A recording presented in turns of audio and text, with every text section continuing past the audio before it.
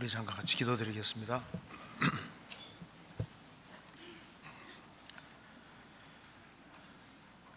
우주 만물을 창조하시고 인간 역사를 주장하시는 거룩하신 우리 아버지 하나님,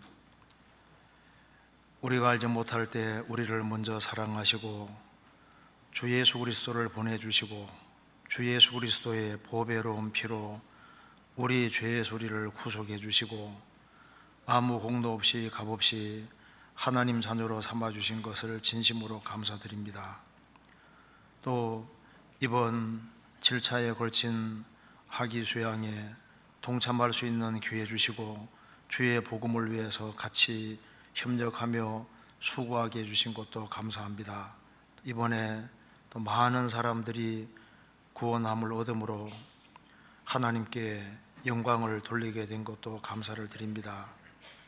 새로 구원받은 모든 형제자매들 주님께서 일일이 함께 해주시고 주의 거룩한 손으로 붙잡아 주셔서 주님의 복음과 영광을 위해 살 수 있도록 도와주시고 또 이번 수양회를 위해서 같이 봉사하고 수고한 그 모든 손길에도 주의 크신 은혜와 사랑으로 함께해 주옵소서. 오늘 이 시간에도 우리에게 필요한 말씀을 주시고 우리가 주 안에 어떻게 행할 것을 알 수 있도록 도와주옵소서. 오늘 모든 시종 주 성령께서 두루 역사해 주시고 도와주시기를 간절히 의지하오며 주 예수 그리스도 이름으로 기도하옵나이다. 아멘. 찬양대 찬송이 있겠습니다.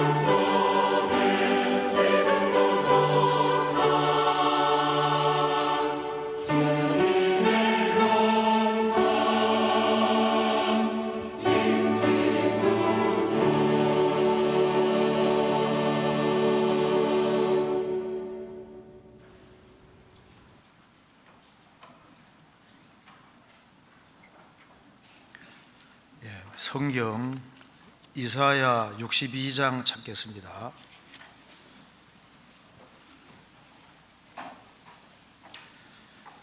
62장 6절입니다.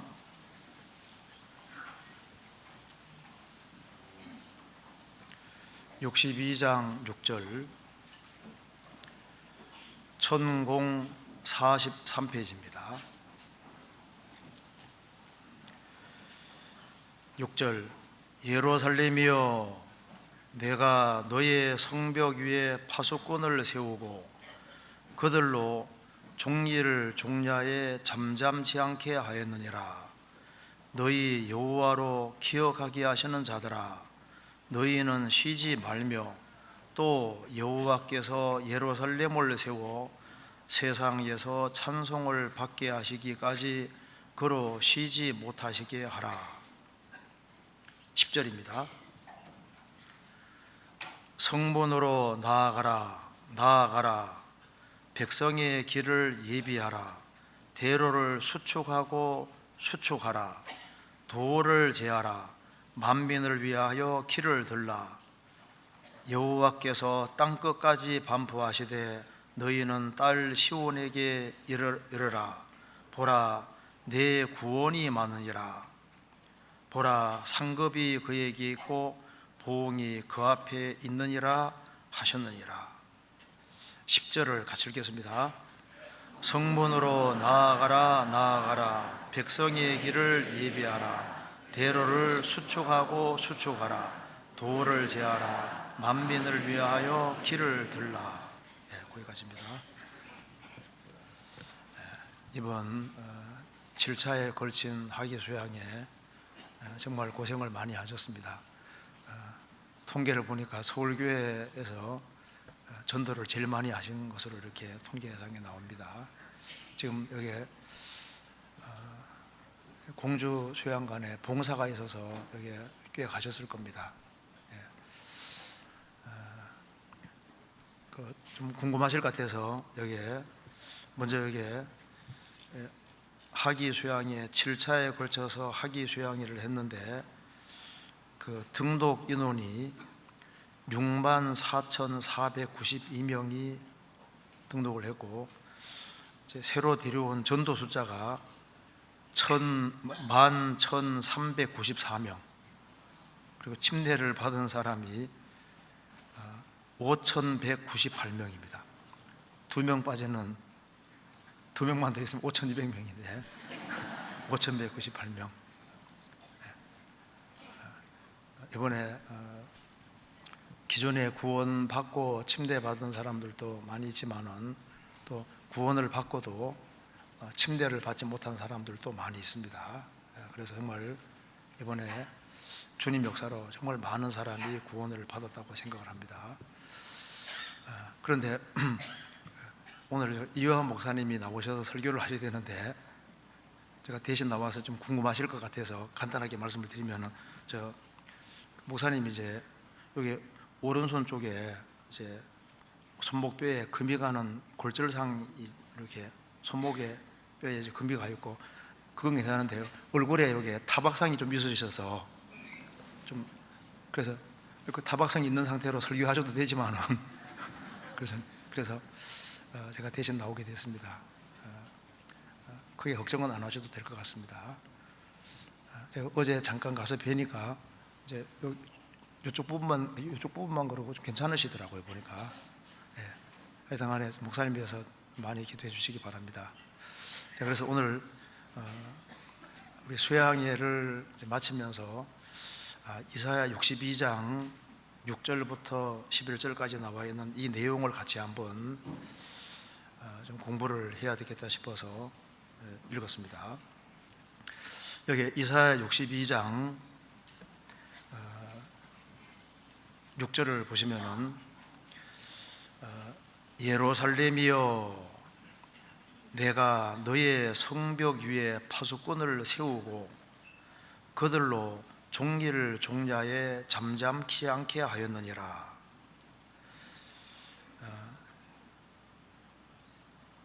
너희 여호와로 기억하게 하시는 자들아 너희는 쉬지 말며. 이 말씀에서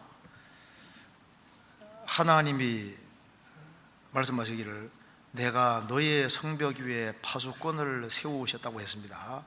그들로 종리를 종야에 잠잠케 않게 하였느니라. 너희 여호와로 기어가게 하시는 자들아, 너희는 쉬지 말며 또 여호와께서 예루살렘을 세워 세상에서 찬송을 받게 하시기까지 그로 쉬지 못하시게 하라. 여기 6절에는 처음에 성벽 위에 파수꾼을 세우셨다고 했습니다. 파수꾼을 세웠다는 말이 나와요. 그 뒤에는 또 여호와께서 예루살렘을 세워, 지금 예루살렘이 튼튼하게 안 세워져 있습니다. 그래서 예루살렘이 아주 튼튼하게 세워지기를 여기에 간절히 소원하십니다. 그래서 예루살렘 성이 튼튼해지고 나면은 그 다음에는 10절에 성문으로 나아가라 나아가라 백성의 길을 예비하라. 성벽 위에, 성벽을 튼튼하게 세워야 되니까 성벽 위에 파수꾼을 세우고, 그래서 이 예루살렘 성이 튼튼하게 돼야 되니까 예루살렘 성을 튼튼히 하게 하는데 이제 주력했고, 예루살렘 성벽이 세워지고 그리고 성문이 튼튼하게 만들어지고 이제 내부가 안정이 되면은 이제 그 다음에는 이제 성문으로 나아가라 나아가라 두 번이나 반복하고 있습니다. 이스라엘 백성들이 하나님께 불순종한 죄로 예루살렘 성이 불타버립니다. 70년 바벨론 포로에서 돌아와서 성전을 만들고 성벽을 다시 재건하고 성벽에 문들을 다 달고 내부 정비를 합니다. 그래서 이제 예루살렘 자체가 아주 튼튼하게 되니까 처음에는 성문으로 들어가서 성 자체를 튼튼하게 했는데 성 자체가 튼튼해지면 그 다음에는 이제 성문으로 나아가라 나아가라. 먼저는 성문 쪽으로 들어가서 성 자체의 내부를 튼튼하게 하고 난 다음에는 그 다음에는 성 바깥으로 나아가야 됩니다. 그래서 성문으로 나아가라 나아가라 백성의 길을 예비하라 대로를 수축하고 수축하라. 대로라는 것은 하이웨이 말하는 겁니다. 큰 길을 수축하고 수축하라. 큰 길을 만들어라 그 말입니다. 왜냐하면은 큰 길을 만들고 도를 제하라. 이제 나아오다가 넘어지면 안 되니까 도를 제하라. 그렇게 해야 될 이유는 만민을 위하여 길을 들라. 이제 이스라엘이 튼튼해지고 난 이후에는 이제 성문 밖으로 나아가서 이제 많은 사람들이 하나님께로 몰려올 텐데, 그러기 위해서는 이제 길을 만들 때 가능한 큰 길을 대로를 만들어라는 겁니다. 그리고 잘 나올 수 있도록 도를 제하라. 그리고 만민을 위해서 길을 들라. 이 말은 조금 더 배우겠습니다만은 예수님을 위해서 진리의 깃발을 들으라고 하신 겁니다. 그래서 너희들이 사는 길은 주 예수 그리스도께 오는 것이 사는 길이기 때문에 바로 이곳으로 와야 된다는 것을 깨닫게 한다는 겁니다. 그래서 길을 들라, 만민을 위해서 길을 들라. 10절에 11절에 여호와께서 땅끝까지 반포하시되, 그리고 이것은 전 세계적으로 말씀하시는 것이기 때문에 전 세계 모든 사람에게 필요한 본문입니다. 땅끝까지 반포하시되 너희는 딸 시온에 기르라 내 구원이 임하느니라. 그래서 이 예언의 말씀대로 예수님이 2000년 전에 이스라엘 땅에 오셔서 십자가에 죽으시고 부활하심으로 구원을 완성하셨습니다. 그리고 왜 이렇게 적극적으로 예루살렘 성을 튼튼히 하고 성 밖으로 나와서 대로를 만들고 그리고 길을 닦고 돌들을 제해야 되느냐 하면 더 많은 사람들이 구원을 받아야 되기 때문입니다. 그래서 뒤에 말씀하기를 내 구원이 많으니라 보라 상급이 그에게 있고 보응이 그 앞에 있느니라 하셨느니라. 구원이 실제인 것처럼 상급도 실제인 겁니다. 그래서 주님의 복음과 영광을 위해 살아가는 사람에게 구원뿐 아니라 영원한 상급과 부흥, 보상이 있을 것을 이렇게 말씀을 하신 겁니다. 자, 그래서 오늘 이 본문 중심으로 좀 몇 가지를 생각해 보겠습니다. 제일 먼저 좀 생각해 볼 것은 6절에 예루살렘이여 내가 너의 성벽 위에 파수꾼을 세우고, 자, 구약 시대 때도 하나님께서 이 파수꾼들을 세우신 것처럼 신약 시대에도 파수꾼 역할을 하는 사람이 거듭난 크리스찬들입니다. 그래서 이 파수꾼에 대해서 잠깐 생각을 해보면은 우리가 어떤 종류의 파수꾼이 되어야 할지를 알 수가 있을 겁니다. 그리고 이제 7절에 말씀하기를 또 여호와께서 예루살렘을 세워, 이 말씀대로 예루살렘 성이 불타고 그 예루살렘 성이 많이 붕괴되어 있으니까 이제 예루살렘 성 자체가 튼튼하게 될 필요가 있는 겁니다. 그처럼 이스라엘 백성들은 바벨론 포로에 돌아와서 예루살렘 성전을 짓고 성벽을 튼튼하게 하고 성문에 문짝을 달고 성을 아주 견고하게 만들었습니다. 그처럼 성경에서 우리 개인도 일종의 성벽이라고 했고 성읍이라고 했습니다. 교회도 일종의 성읍인 거예요. 그래서 개인이라는 성읍과 성벽도 튼튼하게 하고 또 교회라는 성읍과 성벽도 튼튼하게 세워지면은 그 다음에는 주님이 이제 이렇게 하라고 하시는 겁니다. 이걸 먼저 또 생각을 해보고 그 다음에 10절에 성문으로 나아가라. 소극적으로 이제 예루살렘 성 자체가 튼튼해지는 것만 생각하지 말고 이제 먼저는 성문 통과에 들어가서 예루살렘 성 자체를 튼튼하게 했으면 그 다음에는 나가야 된다고 말입니다. 나가서 성문으로 나아가라. 성경에 2번 나오는 건 항상 강조입니다. 예수님이 진실로 그 중요한 걸 얘기를 하는 겁니다. 소극적일 뿐 아니라 적극적으로 나아가라. 백성의 길을 예비하라. 대로를 수축하라. 그러니까 다른 사람들이 주님께 잘 나올 수 있도록, 그 예루살렘 성 안에 성전이 있으니까 그리로 잘 나올 수 있도록 길을 닦되 가능하면 큰 길을 닦고 철저하게 닦으라고 말씀하신 겁니다.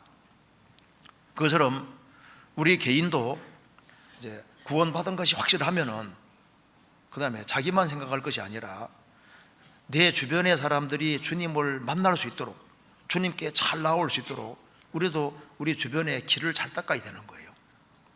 그래서 평상시에 행실을 잘한 사람은 그 사람의 행실을 통해서 그 사람을 통해서 이제 길이 잘 닦여서 다른 사람이 또 구원받게 되는 겁니다.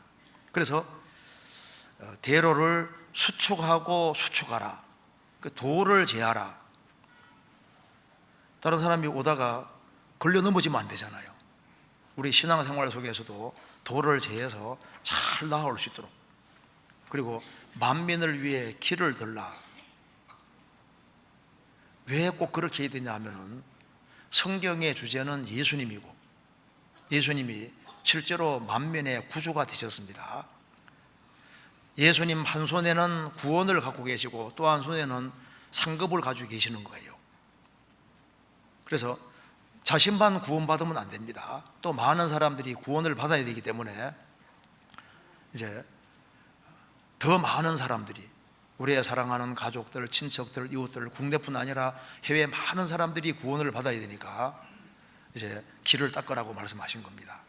그리고 예수님 쪽으로 와야만 산다는 사실을 깨닫게 도와줘야 된다는 겁니다. 그리고 그 일을 할 때 주님께서 상급이 그에게 있다고 말씀하신 겁니다. 자, 이걸 한번 좀 순서적으로 간단하게 좀 생각을 해보겠습니다. 6절 예루살렘이여 내가 너의 성벽 위에 파수꾼을 세우고, 하나님은 세우시는 분입니다. 이 우주 만물을 건설하셨고, 그리고 하나님은 역사 속에서 일꾼들을 세워오셨습니다. 주님께 쓰임 받는다는 것은 축복 중에 축복입니다. 여기에 내가 너의 성벽 위에 파수꾼을 세우고, 파수꾼들을 복수로 되어 있습니다. 파수꾼들을 세우셨다. 구약시대 때도 하나님이 파수꾼들을 세우신 것처럼 신약시대에도 파수꾼들을 세우시는 겁니다. 성을 지키는 파수꾼이 필요한 것처럼 영혼을 노력하는 사람들이 많이 있기 때문에 영혼의 파수꾼들이 필요한 겁니다. 엘리야 당시에는 엘리야를 가리켜서 이스라엘의 병거와 마병이다, 이스라엘을 지키는 파수꾼 역할을 하는 사람이 엘리야였습니다. 엘리야가 성천하고 난 이후에는 엘리사가 이스라엘의 병거와 마병이었던 겁니다. 그래서 구약시대 때도 하나님 편에 서서 파수꾼 역할을 하는 사람들이 많이 있었던 겁니다. 성경에서 에스겔을 가리켜서 파수꾼이라고 말씀을 하셨습니다. 성경에 파수꾼이라고 말씀하는 사람들이 많이 있습니다. 몇 군데 한번 찾아보겠습니다. 에스겔 3장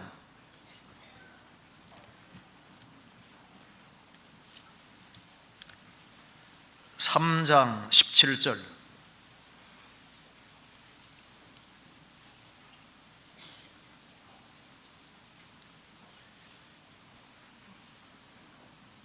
인자야 1154페이지입니다. 3장 17절. 인자야 에스겔아, 내가 너를 이스라엘 족속의 파수꾼으로 세웠으니 너는 내 입의 말을 듣고 나를 대신하여 그들을 깨우치라.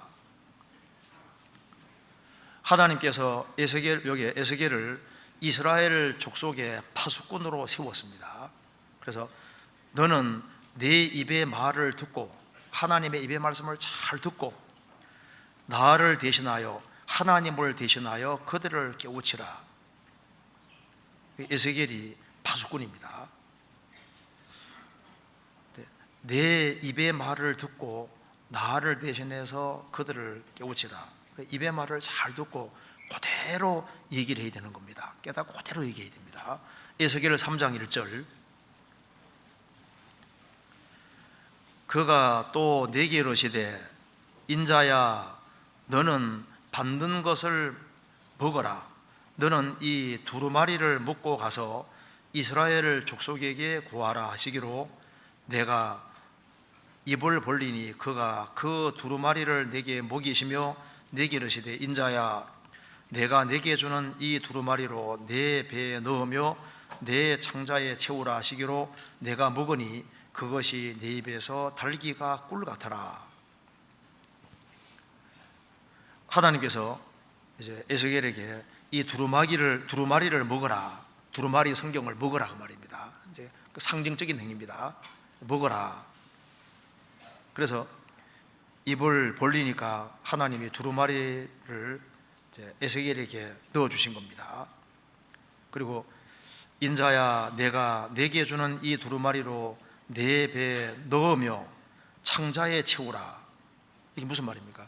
배에 넣고 창자에 채우라. 채우란 말은 가득히 먹는 겁니다. 그래서 에스겔은 이제 하나님 말씀하시는 대로 했습니다. 여기 보면은 너는 1절에 너는 받은 것을 먹어라. 하나님이 말씀 넣어주는 것을 그대로 받아서 그거 이제 잘 씹어서 여기 위에 들어가고 여기 창자까지 딱 들어가면 완전 소화합니다. 그러니까 하나님이 도대체 뭘 얘기를 하는지를 정확히 깨우치고 확실하게 소화해서 그대로 얘기를 하는 것이 파수꾼의 책임입니다. 선지자들은 자신이 창작한 걸 전하는 것이 아닙니다. 하나님 말씀하시는 걸 그대로 받아서 그 내용 그대로 정확히 가감없이 딱 전해야 되는 거예요. 에스겔은 실제로 그렇게 했습니다. 입에 씻기만 하고 이게 안 넘기면 소화가 안 되잖아요. 그래서 또 위가 안 좋아도 소화가 잘 안 됩니다. 잘 씹어서 완전히 소화해서 창자까지 딱 넣고 완전히 소화가 딱 되면 하나님 뜻이 이것이구나 알면은 그걸 그대로 전하는 것이 파수꾼의 역할이었습니다. 그래서 에스겔은 파수꾼 역할을 한 겁니다. 그래서 뭔가 하나님이 정확히 깨닫게 해주는 것이 있을 때 그 확실히 깨달아진 사람은 할 말이 있는 거예요. 그래서 구원을 확실히 받은 사람은 구원을 확실히 깨닫고 나면은 이제 입이 근질근질해지고 할 말이 있잖아요. 그렇죠? 그래서 주님의 용서를 경험한 사람이 용서할 수 있는 겁니다. 주님의 사랑을 확실하게 경험한 사람이 사랑할 수 없는 사람을 또 사랑할 수 있는 겁니다. 그래서 에스겔에게 하나님이 말씀을 넣어주신 것은 에스겔만 위한 것이 아니라 이스라엘 백성을 위한 겁니다. 우리가 이제 구원을 받고 신앙생활을 하는 가운데 주님이 하나씩 하나씩 깨닫게 해주면은 우리 자신만 위한 뿐 아니라 우리를 통로로 해서 또 다른 사람들이 구원받게 하고 또 주의 일을 하도록 하기 위해서 주님이 그렇게 깨닫게 해주시는 겁니다. 그리고 내 말로 구하라, 하나님 말씀을 그대로 얘기하는 겁니다. 이사야 선지자도 하나님의 파수꾼입니다. 이사야 21장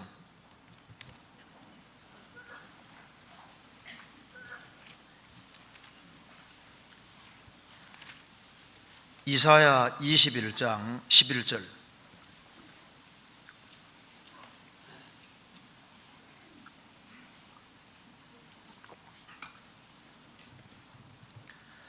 두마에 관한 경고라. 사람이 세일에서 나를 부르되 파수꾼이여 밤이 어떻게 되었느뇨, 파수꾼이여 밤이 어떻게 되었느뇨. 파수꾼이 가로되 아침이 오나니 밤도 오리라. 내가 물으려거든 물으라. 너희는 돌아올지니라. 여기 이사야 선지자를 가리켜서 파수꾼이라고 했습니다. 그 이사야서를 전체를 쫙 읽어보면은 이사야가 얼마나 주님 앞에 크게 또 귀하게 쓰임 받은지를 알 수 있습니다. 이사야 6장을 보면은 이스라엘이 타락의 길을 걸어갈 때 그는 영광 중에 계신 하나님을 봅니다. 그리고 자신의 죄인됨도 확실히 깨닫고 속죄도 확실히 경험했습니다. 그는 하나님의 부르심을 받아서 40년 이상 하나님 앞에 아주 일을 굉장히 많이 한 사람이고 이사야 성경 66장 전체를 쓴 사람이지 않습니까? 그 이사야 선지자는 이사야 5장에 말한 대로 이사야 선지자는 하나님을 정말 사랑하는 사람이었습니다. 그 하나님을 가리켜서 나의 사랑하는 자라고 얘기를 했습니다. 그 하나님을 정말 사랑하는 사람이 파수꾼 역할을 할 수 있는 거예요. 그리고 그는 굉장히 순종적인 사람입니다. 이사야 20장 보면은 벗은 발과 벗은 몸으로 3년 동안 다니라고 했습니다. 왜냐하면 에집트하고 구스 사람들이 이제 아시리아 사람이 침공할 때 벌거벗은 몸으로 잡혀갈 것이기 때문에 예표로 미리 그렇게 하게 하신 겁니다. 그 3년 동안 맨발로 벗은 몸으로 다니는 거 할 수 있겠습니까? 물론 벗었다 해서 완전히 발가벗은 것은 아닐 겁니다. 그러니까 이제 내복 입고 3년 반 동안 거리 다닌다고 생각해봐요. 쉽게 말해서 팬티만 입고 다닌다고 생각해봐요. 근데 하나님이 시키니까 그대로 했습니다. 그리고 에스겔은 이사야는 굉장히 순종적인 사람입니다. 그리고 이사야서를 읽어보면은 그는 하나님의 말씀을 정확히 깨달았고 정확히 얘기했습니다. 이스라엘이 타락의 길을 걸어갈 때 바벨론에 의해서 이스라엘은 멸망할 것이다. 또 바벨론 포로에서 또 돌아올 것도 정확히 예언을 했고 예수님의 초림도 정확히 예언하고 있습니다.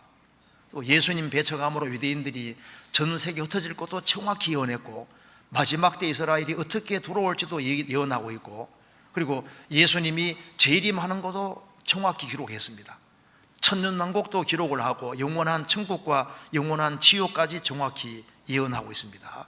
그래서 이사야 선지자는 많은 것을 실제로 받고 본 것을 그대로 증거를 한 겁니다. 그래서 에스겔은 정말 파수꾼다운 사람입니다. 여기 보면은 두마는 에돔입니다. 두마에 관한 경고라. 이삭이 에서와 야곱을 낳았는데 야곱 통해서 이스라엘 민족이 나타나고 에서 통해서 에돔이라는 나라가 형성이 됩니다. 여기에 두마는 에돔 가리킵니다. 그래서 에돔이 이 당시에 번창하고 있었습니다. 그래서 사람이 세일이 에돔의 지역입니다. 세일에서 나 이사야를 부르되 파수꾼이여 밤 에돔의 밤이 어떻게 되었느뇨, 파수꾼이여 에돔 밤이 어떻게 되었느냐. 에돔이 이렇게 아주 번창하고 난공불락의 도성인데 이 에돔에 정말 밤이 오겠느냐. 파수꾼이 가로되 아침이 오나니 밤도 오리라. 아침이 오면 밤이 오는 것이 분명한 사실인 것처럼 지금은 번창하더라도 에돔은 반드시 밤이 올 것이다. 그래서 성경에서 에돔은 사람이 전혀 살지 않는 곳이 된다고 했습니다. 실제로 에돔에게는 밤이 왔던 겁니다. 멸망이 왔던 겁니다. 그러면서 내가 물으려거든 물어라. 너희는 돌아올지니라. 에돔은 소망이 없으니까, 밤이 오게 돼 있으니까 회개하고 돌이키고 살라. 하나님께로 돌아와야 사는 길이다. 이렇게 증거를 해주고 있는 겁니다. 여기에 아침이 오나니 밤도 오리라. 아담 안에 속한 모든 나라들 시간 계산할 때 아침에서 밤으로 계산합니다. 그렇죠? 이스라엘만은 예외입니다. 창세기 1장에 저녁이 되며 아침이 되니 이는 첫째 날이니라. 이스라엘은 저녁이 하루 시작이에요. 좀 신기하잖아요. 다른 나라들은 아침을 하루 시작으로 생각합니다. 그리고 밤이 하루 끝나는 거로 생각하는데 이스라엘은 반대예요. 밤이 하루 시작이고 아침이 이제 끝나는 날입니다. 그래서 아담 안에 속한 모든 사람들은 반대로 계산하는 거예요. 그래서 성경에서 아침은 밝을 때, 번창할 때, 잘 돼갈 때를 가리키는 것이고, 밤은 캄캄한 밤은 어두움과 멸망, 그런 걸 가리키는 겁니다. 아담 안에 속한 모든 나라들은 아침에서 밤으로 가는 거예요. 개인도 인생이 좋았다가 결국은 안 좋아한 곳으로 갑니다. 전 세계도 마찬가지잖아요. 그런데 그리스도 예수와는 반대입니다. 그리스도 예수는 항상 밤에서 시작해서 아침으로 끝이 나는 거예요. 그래서 안 좋았다가 좋아지는 것이 이것이 주님의 방식이거든요. 처음에 어렵다가 좋아지는 것이 꼭 항상 하나님의 방법에 속하는 겁니다. 그래서 여기에 아침에서 밤으로 가는 것은 아담 안에 속한 모든 사람의 운명입니다. 그래서 아담 안에 속한 모든 사람은 아침에서 밤으로 가고 심한 흑암으로, 영원한 흑암으로 가는 거예요. 그리스도인들은 비록 인생이 어두웠을지라도 이제 그리스도 안에 들어올 때 빛 가운데 들어왔고 점점 밝은 곳으로 가다가 영원히 밝은 세계로 가는 거니까 둘로 다 갈라지게 되는 겁니다. 어쨌든 간에 여기에 이사야 선지자도 파수꾼이라고 성경에 말을 하고 있습니다. 예레미야 6장 찾겠습니다. 6장 17절.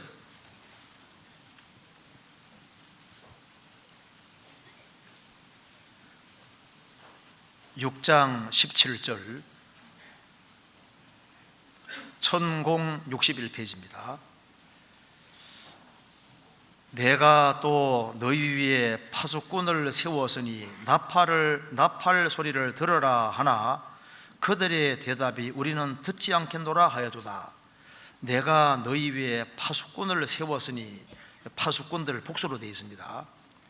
하나님께서 이스라엘 백성들을 바르게 세우기 위해서 파수꾼들을 세우고 나팔을 불었습니다. 그리로 가면 망한다고 나팔을 불었음에도 불구하고 듣지 않았다는 겁니다. 이제 하나님이 예레미야를 파수꾼으로 세워서 그렇게 경고의 나팔을 불었음에도 불구하고 이스라엘은 끝까지 등지는 길을 택했기 때문에 바벨론 포로로 잡혀가게 되는 겁니다. 호세아 9장 8절에도 에브라임은 하나님의 파수꾼이라고 했습니다. 구약시대 때도 하나님이 파수꾼을 세우신 것처럼 신약시대 때도 진정한 파수꾼들이 있는데 누가 파수꾼들일까요? 거듭난 크리스찬들이 파수꾼입니다. 세상의 빛과 소금이 크리스찬들인 거예요. 주님의 피로 구원받은 성도들이야말로 우리 가정에서 그리고 이 세상에서 파수꾼 역할을 하고 있는 겁니다.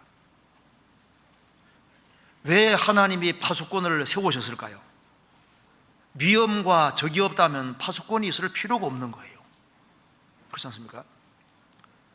왜 회사에서 이게 당직 같은 걸 서고 학교에서도 마찬가지잖아요. 왜 병사들이 보초를 서고 파수해야 되냐고 말입니다. 대적이 있고 위험이 있기 때문에 파수꾼을 서는 겁니다. 왜 주님께서 파수꾼을 세우시냐 하면은 영혼에 도적이 있는 거예요. 그리고 파수하지 아니하면 잘못하면은 개인도 망하고, 그리고 가정도 망하고, 교회도 망할 수 있기 때문에 파수꾼이 필요한 겁니다. 영혼을 지옥으로 끌고 가는 마귀가 없다면은 파수꾼이 있을 필요가 없잖아요. 그래서 주님이 파수꾼을 세우신다. 교회는 일종의 파수꾼으로 지금 세상에 서 있는 겁니다. 파수하는 사람은, 파수하는 사람이 졸고 있으면 어떻게 될까요? 그럼 적이 들어오면 큰일 나잖아요. 그러니까 파수하는 사람은 깨어 있어야 됩니다. 역사의 마지막 시대를 살아가는 우리 크리스찬들이 정신 바짝 차리고 깨어 있어야 됩니다. 그리고 파수하는 사람은 자기 위치라는 것이 있습니다. 자기 위치를 잘 지켜야 돼요. 그리고 딴 데 보지 말고 적이 오나 안 오나 포커스를 잘 맞춰서 그 대장이 시키는 대로 볼 것을 다 보고 있어야 되는 거예요. 그리고 적이 다가오면은 즉시 나팔을 불어서 위험 신호를 해야 되는 겁니다. 파수꾼은 아주 신속해야 되는 겁니다. 그리고 나팔을 불 때도 분명한 소리를 내야 됩니다. 이 소리가 기상 나팔 소리인지 칩친 나팔 소리인지 적이 온다는 소리인지 그걸 정확히 분별할 수 있도록 정확히 나팔을 불어야만 대비할 수 있는 겁니다. 만일 나팔이 분명치 못한 소리를 내면 누가 전쟁을 예비하리요? 고린도 전서 14장에 말한 대로 나팔 소리가 아주 분명히 되는 거예요. 그런데 이 파수꾼이 무사 안일 주의로 흘러서 졸고 있다면 참 큰일이고, 이 파수꾼 중에 혹시 소경을 파수꾼으로 세워놓으면 어떻게 될까요? 이사야 56장에 보면은 너희 파수꾼들은 소경이라고 했습니다. 파수꾼이 소경이면은 같이 전멸하는 거예요. 예수님 말씀하시기를 소경이 소경인도 하면 둘이 다 구덩이에 빠지리라. 앞에 있는 사람이 소경이고 뒤에 있는 사람도 소경이면 같이 구덩이에 다 빠지는 겁니다. 그러니까 파수꾼은 확실히 볼 수 있는 사람이 되어야 되고, 그 지각이 있고, 그리고 민첩하고, 예의주시하고, 그 위험이 있으면은 아주 분명하게 나팔 소리를 불 때 그때 파수꾼 자격이 있는 겁니다. 그리고 이 세상은 자기 수단 방법대로 되지만은 신앙의 세계는 그렇지 않습니다. 도시나 나라를 지키는 것이 군대가 아닙니다. 물론 군대도 필요하지만 그것만으로 되는 것이 아닙니다. 여호와께서 집을 세우지 아니하시면 세우는 자의 수고가 헛되고, 성을 지키는 자도 지키고 있지만은 만일 주님이 안 도와주면 파수꾼의 경성함이 허사로다. 파수꾼이 깨어서 성을 잘 지키고 있어도 하나님이 안 도와주면 그 파수꾼이 정신 차리고 있는 것도 허사라고 했습니다. 소돔 고모라가 멸망한 것은 군대가 없어 멸망한 것이 아닙니다. 그게 의인 10명이 없어서 멸망한 거예요. 나라를 지키는데 군대가 필요하지만 그거로만 되는 것이 아닙니다. 하나님의 도우심이 필요한 거예요. 그리스도인들은 파수꾼으로 있는데 우리가 지켜야 될 것이 있거든요. 어디부터 지켜야 될까요? 파수꾼으로서 우리가 파수꾼인데 어디부터 지켜야 될까요? 여기부터. 성경 찾아보시겠습니다. 시편 141편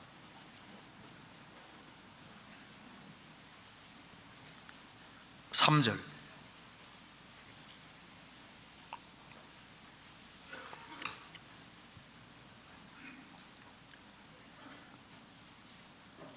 (1절에) 141편 3절입니다. 여호와여 내 입 앞에 파수꾼을 세우시고 내 입술의 문을 지키소서. 다윗이 이 기도를 할 때 어떤 상황이냐 하면은 그 뒤에 7절에 보시면은 사람이 밭가라 흙을 부스러뜨림 같이 우리의 해골이 음부문에 흩어졌도다. 우리 해골이 음부문에 흩어졌다는 말씀은 무슨 말입니까? 우리는 산송장이다 그 말입니다. 그러니까 죽음, 음부문에 흩어졌다, 죽은 자와 방불하게 됐다 그 말입니다. 그러니까 너무 억울한 일을 당해서 죽은 자와 방불한 이런 상황이 있을 때 얼마나 하고 싶은 얘기가 많았겠습니까? 이때 다윗은 이렇게 기도하는 겁니다. 여호와여, 내 입 앞에 파수꾼을 세우시고 내 입술의 문을 지키소서. 내 입에서 엉뚱한 말이 나가지 않도록 입을 지켜주십시오. 입술의 문을 지켜주십시오. 그리고 그 뒤에 4절에 내 마음이 악한 일에 기울어 죄악을 행하는 자와 함께 악을 행치 말게 하시며 저희 진수성찬 진수를 먹지 말게 하소서. 이런 내가 억울한 일을 당하고 정말 죽은 자와 방불한 상태가 됐다 할지라도 내 마음이, 내 입술뿐 아니라 내 마음도 악으로 기울지 않도록 도와주십시오.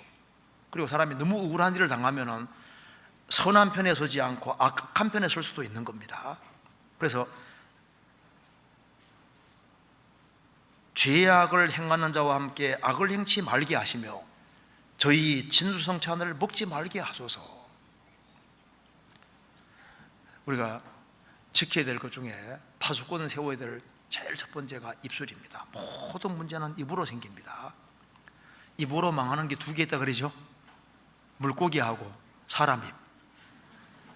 입을, 우리는 생명을 사랑하고 좋은 날 보기 원하는 사람입니다. 주님 오시면은 주님과 영원히 같이 살 사람이기 때문에 세상 사람들이야 뭐 말을 함부로 한다 할지라도 크리스천들은 주님과 얼굴을 맞대어서 영원히 같이 얼굴을 대해서 봐야 될 사람입니다.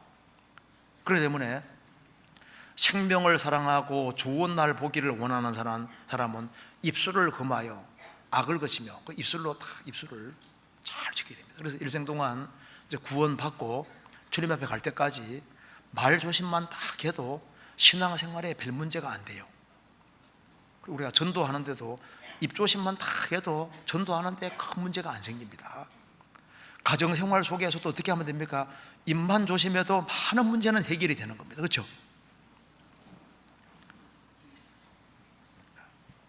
어떤 분이 이 부부 싸움을 많이 하는 거예요. 그래서 좀 안 싸워야 되겠다 싶어서 이제 현자, 지혜 있는 사람 찾아갔습니다.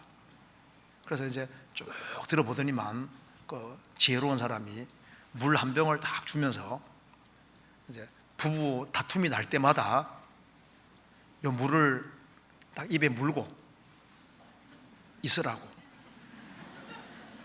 그러면 해결될 거라고. 아, 그래요?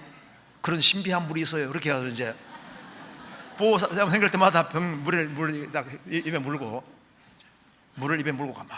뭐 남편이 뭐라 해도 뭐 정말 그 아무 일이 안 생기거든요. 그 다음에도 생길 때마다, 다툼이 생길 때마다 물을 머금고 있는 거예요. 나중에 문제가 깨끗하게 해결됐습니다. 너무 기쁜 마음으로 현자 찾아갔습니다. 와, 주신 물이 정말 신비하네요. 그 사람 뭐라 해주지 아세요? 그저 침묵이 신비할 뿐입니다. 입 딱 다무는 거. 우리가 세상 생을 살아가는 가운데 억울한 일을 당할 수도 있습니다. 그런데 오해는 주님이 풀어주시니까 입술을 잘 지키면은 많은 문제들이 해결될 수 있는 겁니다. 그리고 또 어디에 파수꾼이 필요하냐면 이 가정생활 속에서 파수꾼이 필요하잖아요. 우리 남편, 아내, 부모들은 정말 가정을 지키는 파수꾼 역할을 하는 겁니다. 그래서 이 가정생활을 파괴하는 것이 있다면은 그 빨리빨리 제거시켜야 됩니다. 술은 가정 파괴의 주범이라고 하지 않습니까? 술 때문에 가정에 문제 생긴다 싶으면요, 술을 다 끊어야 됩니다. 담배가 문제되면 담배 다 끊어야 되고, 그리고 이성적인 문제들을 과감하게 탁 처리해야 됩니다. 담배 끊을 때도 아이고 내가 한 갑씩 피우는데 이제는 20가치면은 예를 들어서 19가치만 하루 피우고 그 다음 날에는 18가치, 그 다음 날에는 17가치, 이렇게 조금 끊으려면 안 끊어집니다. 끊으려면 과감하게 딱 끊어야 되는 거예요. 가정생활 속에서 아내가 짜증을 많이 내는 것 때문에 이 가정이 이게 흐트러지면요, 꽃을 보고 배워야 됩니다. 우리가 밝게 살아가는 걸 배워야 되는데, 성경에서 항상 기뻐하라, 그걸 사실 실천해야 될 사람이 가정주부입니다. 가정주부가 정말 주님 말씀하신 대로 항상 정말 밝게 기쁜 마음으로 살아가면 가정을 환하게 밝힐 수 있습니다. 어쨌든 간에 이 가정을 잘 지킬 책임이 부모에게 있고, 또 그 가정 속에서 또 자녀 한 사람이 정말 바르게 진실하게 행해도 그 가정을 지킬 수도 있는 거예요. 우리 가정도 잘 지켜야 되고, 우리 교회도 마찬가지입니다. 평안에 매는 줄로 성령의 하나 되게 하신 것을 힘써 지켜라. 그 성령의 하나 되게 하신 것, 마귀는 교회를 깨려고 하는 거니까 이 교회를 잘 지켜야 됩니다. 아담 하와는 에덴 동산을 잘 지키지 못했습니다. 지금까지 복음 역사가, 순수한 복음 역사가 계속된 것은 먼저 앞장서서 일하시는 분들이 눈을 크게 뜨고 정말 주님 중심, 복음 중심 외에는 다른 것이 안 들어오도록 교회를 잘 파수하고 지킨 결과로, 그것 때문에 국내뿐 아니라 많은 사람들이 구원받아가고 있는 겁니다. 지금 세계 지도를 놓고 또 세계적으로 봤을 때 이렇게 활발하게 복음 전해지는 데를 찾기가 어렵습니다. 이번 하기수양회 때 주님이 얼마나 기뻐하셨겠습니까? 죄인 하나가 회개하면 하늘에서는 회개할 것이 없는 의인 99을 인하여 기뻐하는 것보다 더한다고 말씀하셨는데, 이렇게 많은 사람들이 구원받았으니 하나님이 얼마나 기뻐하셨겠습니까? 그래서 이 교회를 잘 지키는 것이 중요합니다. 그래서 고린도 교회에는 이제 음행죄가 들어오고, 갈라디아 교회는 잘못된 교리가 들어왔습니다. 에베소 교회도 거짓된 것이 들어왔는데 그걸 잘 처리했습니다. 그래서 이 교회를 아주 튼튼하게 만드는 그 역할을 잘할 때 하나님이 그걸 기뻐하시는 겁니다. 그리고 이 세상에서도 파수꾼 역할을 하는 것이 사실 크리스찬인 거예요. 소돔 고모라라고 하는 그 큰 도시를 지키는 것은 군대가 아니고 의인 10명입니다. 소돔 고모라에 의인 10명이 있으면은 하나님께서 그 도시를 망하지 않도록 지키시는 거예요. 예레미야 5장에 보면은 예루살렘 그 넓은 거리에서 진리를 구하며 공의를 행하는 사람 한 사람을 찾으면 내가 이 성을 사하리라. 그 예루살렘에 진리를 구하는 사람, 공의를 행하는 사람 한 명이 없어서 망했습니다. 그러니까 그 예루살렘 성을 지키는 것은 군대 조직이 아니고 의인이 의인. 진리 가운데 행하는 한 사람이 그 예루살렘을 지키는 것처럼 우리나라를 지키는 것도 하나님이 지켜주시요. 하나님이 그 의인들이 있을 때 하나님이 지켜주시는 겁니다. 예레미야 5장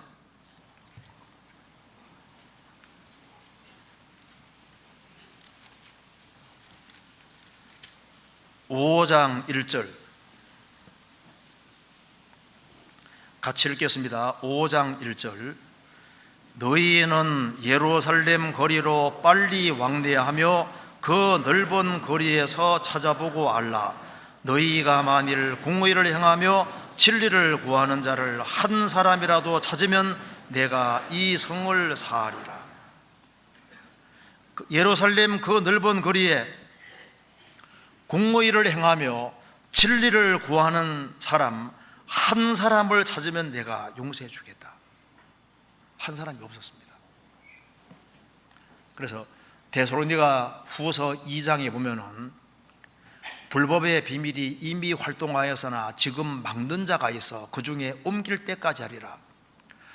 불법의 비밀이 활동하고 있지만은 지금 막는 자가 있다. 성령께서 교회를 통해서 멸망을 아직까지 막고 계시는 겁니다. 그래서 더 이상 구원받을 가능성이 없을 때 하나님이 손 놓으십니다. 손 놓으면은 주님이 공중에 재림하시고 성령께서 거듭난 그리스도인들을 다 데려가시면 그 다음에 혼란이 오게 돼 있는 거예요. 그래서 성령께서 교회를 통해서 세상 멸망을 지금 막고 계시는 겁니다. 그러니까 그리스도인들이 파수꾼 역할을 하고 있는 것이 맞는 거예요.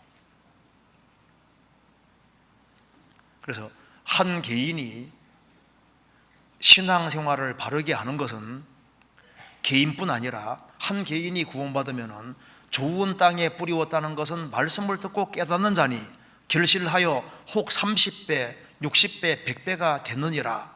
나를 구원받게 했을 때는 나를 통해서 30명, 60명, 100명을 구원시키고자 하는 주님 계획이 있는 겁니다. 그래서 내 한 개인이 신앙생활을 잘못하면 주변에 또 많은 사람이 이뤄질 수 있고, 그래서 이 세계와 국가의 운명이 사실은 크리스찬에 달려 있는 겁니다. 크리스찬들이 파수꾼 역할을 하기 때문에 그런 거예요. 이사야 62장, 여기에 파수꾼의 참된 모습이 나와 있습니다. 62장 6절.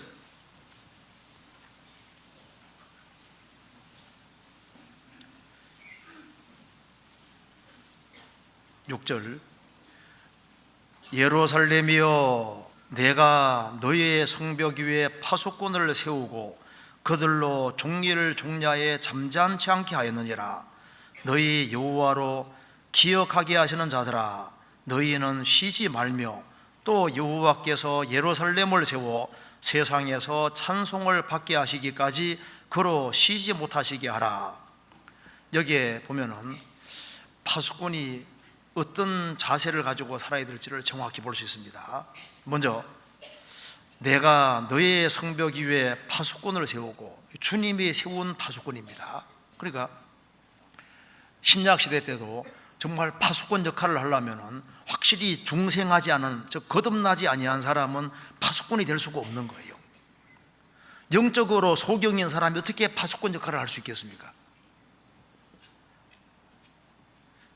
주님이 세운 파수꾼, 그리고 또 한 가지는 그들로 종리를 종야에 잠잠치 않게 하였느니라. 종리를 종야에 잠잠치 않겠다는 것은 기도하는 파수꾼을 가리키는 겁니다. 네 입을 넓게 열라 내가 채우리라고 말씀하신 대로 주님은 기도를 통해서 일을 하십니다. 이번에 많은 사람이 구원받게 된 것도 무슨 전도자들이 능력이 좋아서 구원받게 한 것이 아닙니다.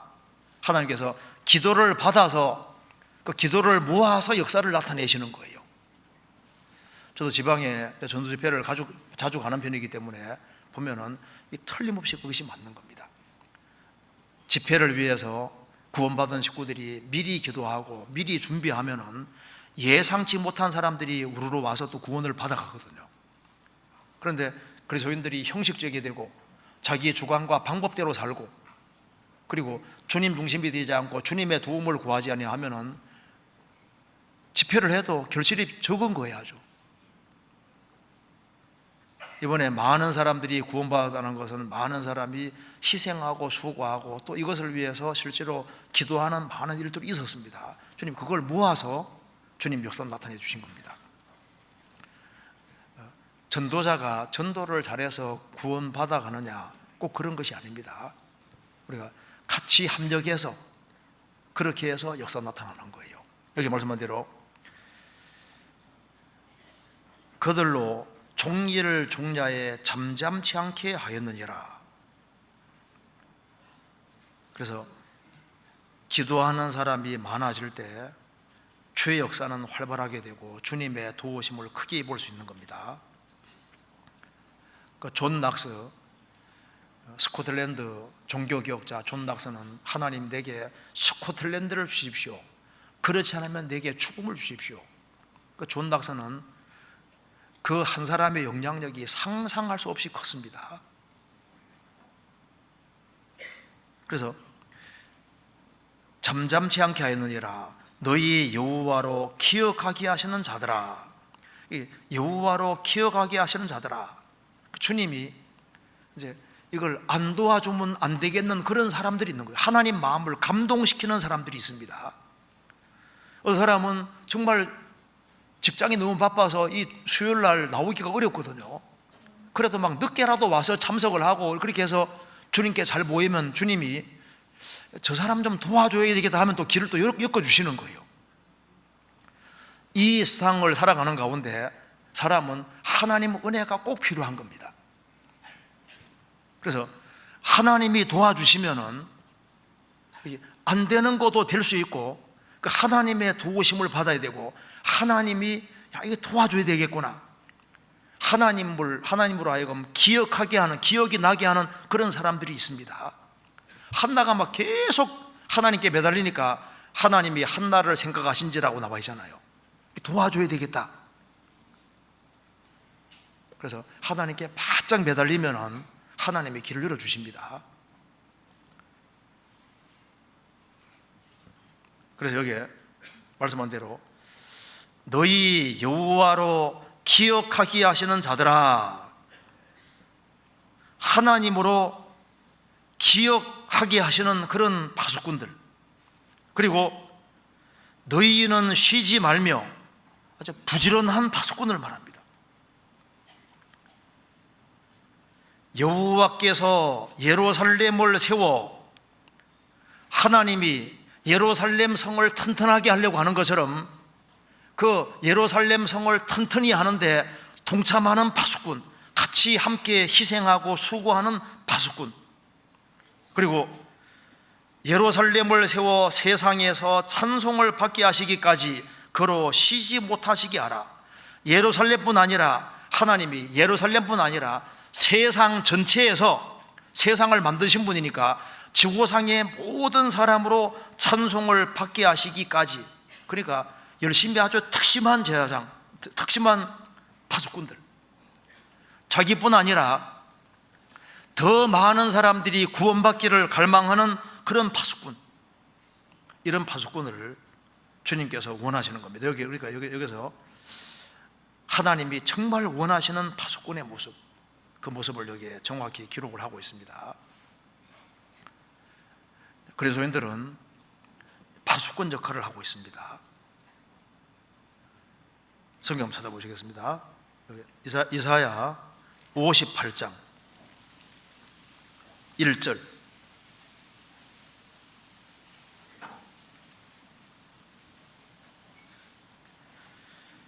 크게 외치라, 아끼지 말라. 내 목소리를 나팔같이 날려 내 백성에게 그 허물을, 야곱 집에 그 죄를 고하라. 영혼의 파수꾼은 크게 외치라, 아끼지 말라, 내 소리를 나팔같이 날려. 나팔 소리가 얼마나 커요.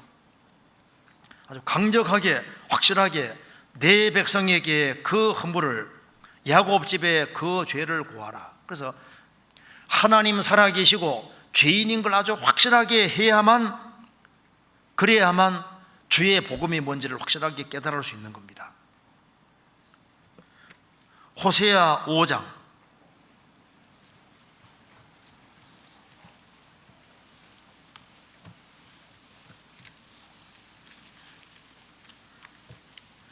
5장 8절.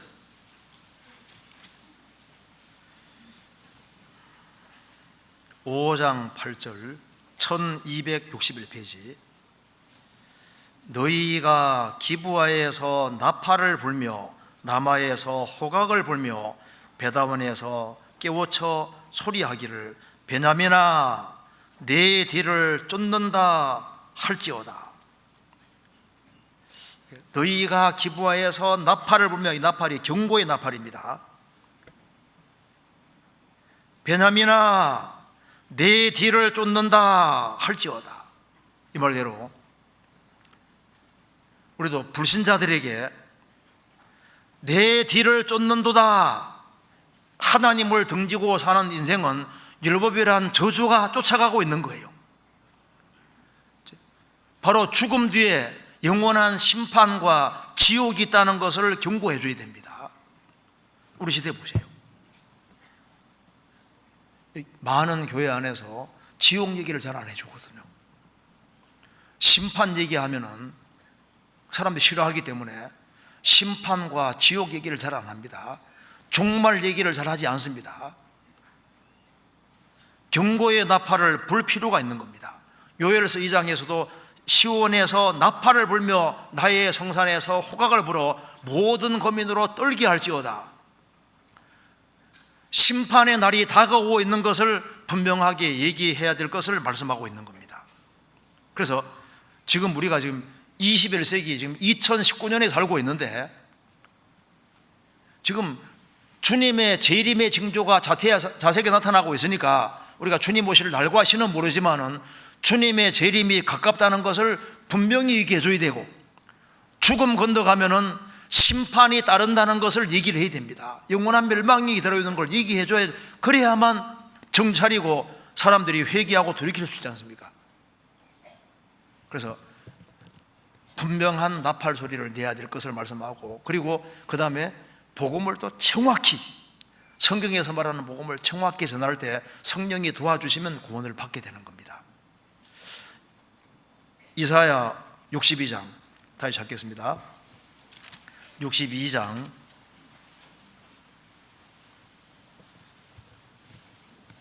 7절.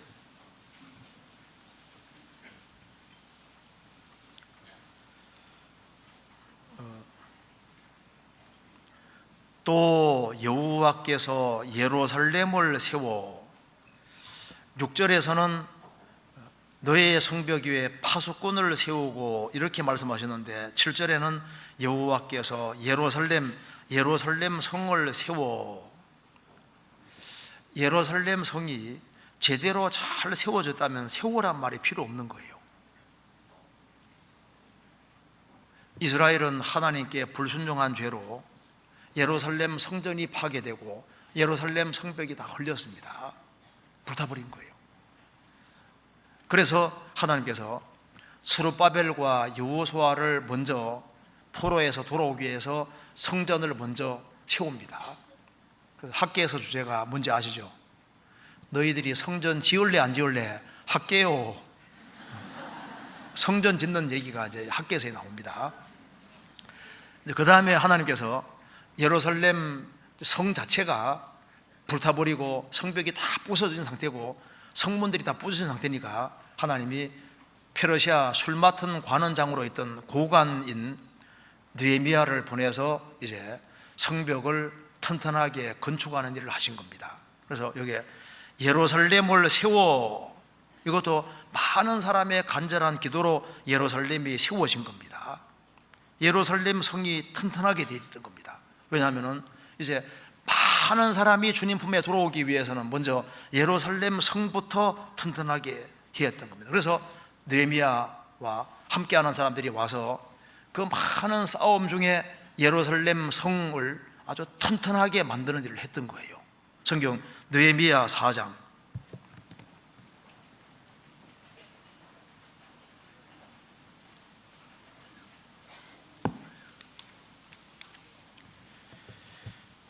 4장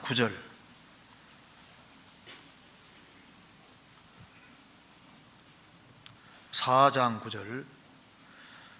우리가 우리 하나님께 기도하며 저희를 인하여 파수꾼을 두어 주야로 방비하는데,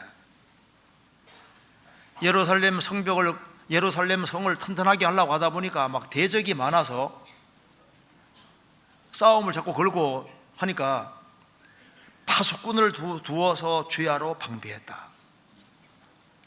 23절 제일 끝에 4장 23절.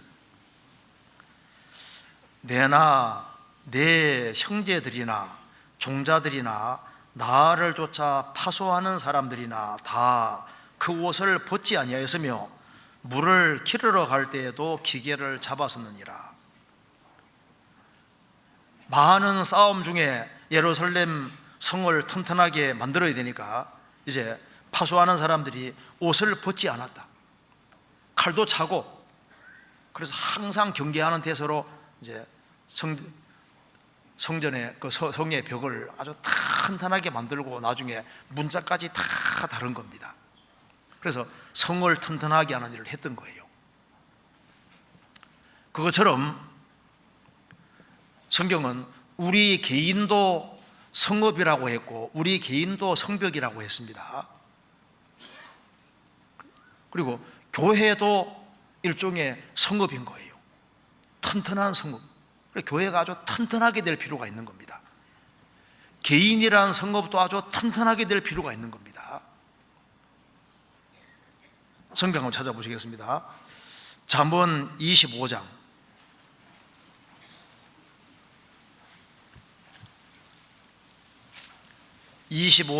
28절.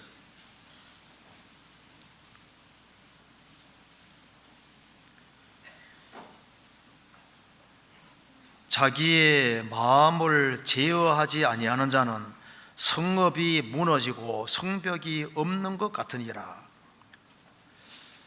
자기 영혼과 마음을 잘 통제해야 되는데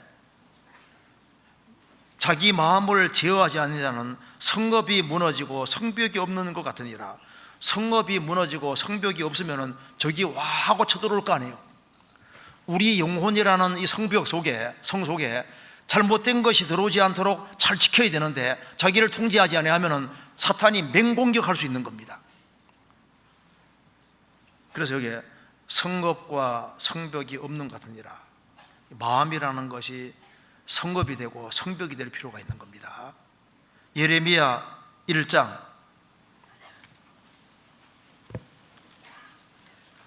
18절.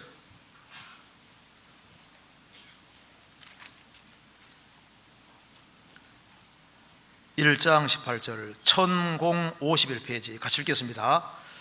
보라, 내가 오늘날 너로 그 온 땅과 유다 왕들과 그 족장들과 그 제사장들과 그 땅 백성 앞에 견고한 성읍 쇠기둥 높선벽이 되게 하였은즉. 여기 예레미야를 가리켜서 하나님께서 내가 너를 견고한 성읍이 되게 했다. 쇠기둥 노성벽이 되게 했다.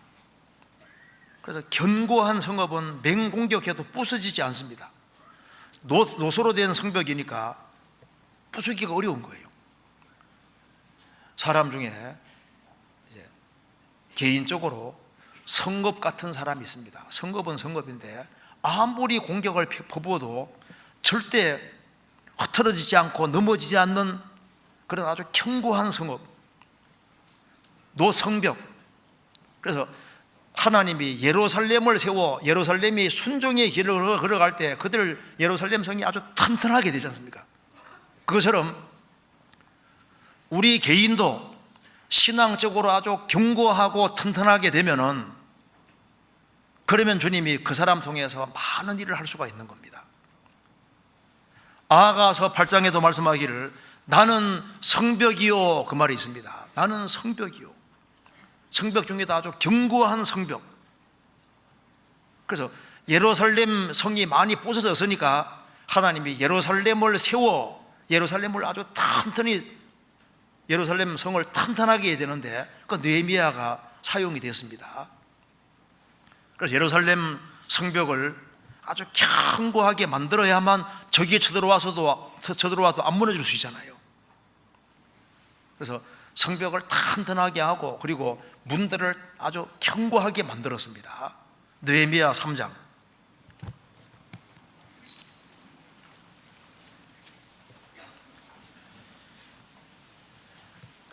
느헤미야 3장에 문들이 쫙 기록이 되어 있습니다. 그래서 성벽을 튼튼하게 만들고 성벽에 문이 부서졌으니까 문을 아주 중수하고 튼튼하게 하는 겁니다. 3장 1절 이게 문들이 몇 개 있는지 한번 보시겠습니다. 1절에 대제사장 엘리야십이 그 형제 제사장들과 함께 일어나 양문을 건축하여 첫 번째가 양문입니다. 3절 어문은 물고기 문입니다. 하스나의 자손들이 건축하여 그 들보를 얹고 문짝을 달고 자물쇠와 비창을 갖추었고 어문이 나오고 6절은 옛문 올드게이트 옛문이 나옵니다. 옛문. 그 다음에 13절에는 뭐가 나옵니까? 골짜기 문이 그 다음 나옵니다. 14절은 분문, 배설물을 내보내는 분문. 그 다음 15절에는 샘문, 그 다음에 샘문이 나옵니다. 그 다음에 26절은 때에 느디님 사람은 오벨에 거하여 동편 수문과 수문, 물의 문, 수문이 나옵니다. 28절에는 마문, 말문이 나와 있고 29절에 보면은 그 다음은 임메리 아들 사독이 자기 집과 마주대한 부분을 중수하였고 그 다음은 동문이 나옵니다. 동문. 그 다음 30절에 그 다음은 셀레마야의 아들 하나냐와 살랍의 여섯째 아들 하눈이 한 부분을 중수하였고 그 다음은 베렉의 아들 무술람이 자기 침방과 마주대한 부분을 중수하였고 그 다음은 금장색 말기야가 한빛관문이 나오죠. 그 다음 32절 같이 읽겠습니다. 성 모퉁이 누에에서 양문까지 금장색과 상고들이 중수하였느니라. 여기에 문들이 아주 일일이 기록이 되어 있습니다. 왜냐하면 예루살렘 성전도 예수님의 그림자고 또 예루살렘 성읍도 예수님의 그림자가 되고 문도 다 예수님의 그림자가 되는데 여기에 순서대로 쫙 기록이 되어 있습니다. 예수님이 나는 문이라고 말씀하셨잖아요. 그래서 여기에 느헤미야 3장을 읽어보면은 제가 간단하게 한번 설명드리겠습니다. 제일 첫 번째 시작이 1절에 양문이고 끝절도 양문으로 되어 있죠. 그러니까 양문에서 시작해서 쭉 돌아서 제일 마지막에 또 양문으로 끝이 납니다. 근데 양문은 뭘 말하냐면은 예수님이 나는 양의 문이라고 하셨는데 구원의 문 대신 그리스도를 가르치는 거예요. 그래서 누구든지 나로 말미암아 들어가면 구원을 얻고 우리가 이제 양문을 통과한 겁니다. 구원받은 거예요. 그 다음 두 번째는 의문인데 물고기 문입니다. 예수님은 내가 너희로 사람 낚는 어부가 되게 하리라. 의문은 전도하러 오신 그리스도를 가르치는 겁니다. 그 다음에 옛문은 이스라엘이 어떤 문제들이 생길 때마다 옛문에 모여서 장로들이 모여서 중요한 것을 의논했기 때문에 변치 않는 진리가 되신 그리스도, 그걸 가르치는 거예요. 그다음에 골짜기는 낮아지는 곳입니다. 겸손하신 그리스도, 낮아지신 그리스도를 가르치는 것이고, 그 다음에 분문은 배설물을 처리하는 거지 않습니까? 영문 밖에서 십자가에서 죽으심으로 버림받으신 그리스도, 우리 대신 십자가에서 버림받으신 그리스도를 가르칩니다. 그 다음에 샘문은 성령을 보내주신 그리스도를 가르치는 겁니다. 영생하도록 솟아나는 샘물이 되리라. 그 샘물이 성령이라고 했습니다. 그래서 성령을 보내주시는 그리스도, 수문은 물의 문입니다. 우리에게 말씀을 깨닫게 해주시고 우리를 정결케 하시는 그리스도, 만문은 말의 문입니다.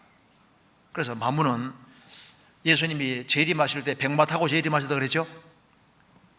재림하시는 그리스도를 가르치는 거예요.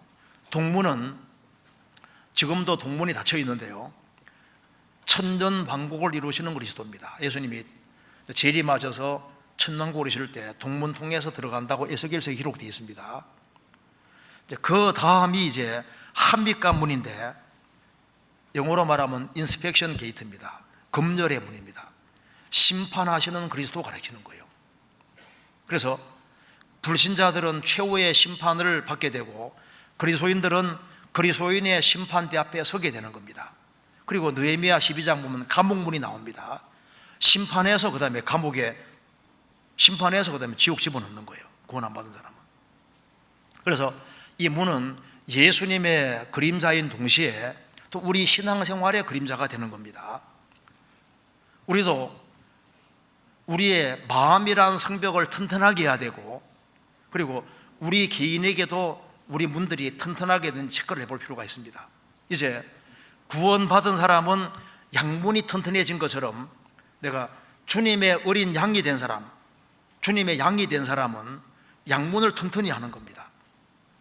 왜 양문이라는 이름이 붙였냐면은 이스라엘이 성전에서 짐승 죽일 때마다 양문으로 양을 끌고 와서 제단에서 죽이는 거예요.